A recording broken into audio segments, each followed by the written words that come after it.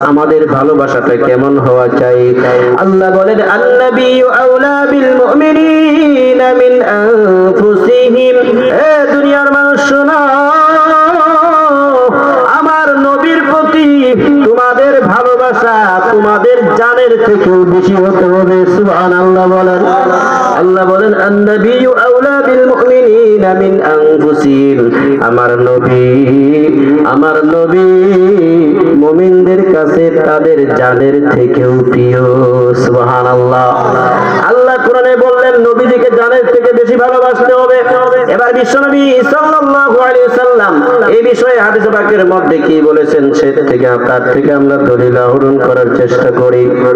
আমার ভাইরা, জগৎ বিখ্যাত একজন মুহাদ্দিস ছিলেন যার নাম হচ্ছে আবুল হাসান আলী ইবনে উমর আদ-দারাকুতনি আল-বাগদাদি আশ-শাফিঈ রাহিমাহুল্লাহ, যিনি 306 হিজরি